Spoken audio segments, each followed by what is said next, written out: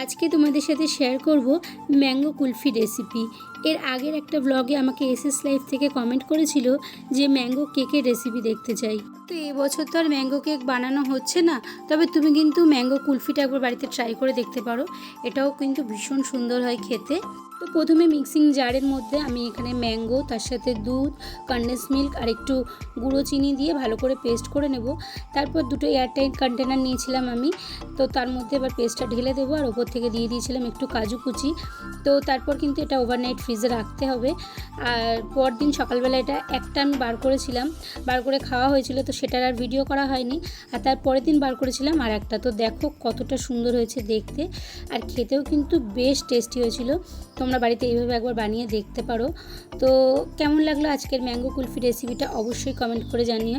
ভালো লাগলে একটা লাইক করো, চ্যানেলটা সাবস্ক্রাইব করো। খুব শিগগির দেখা হবে অন্য একটা ভিডিও। টাটা।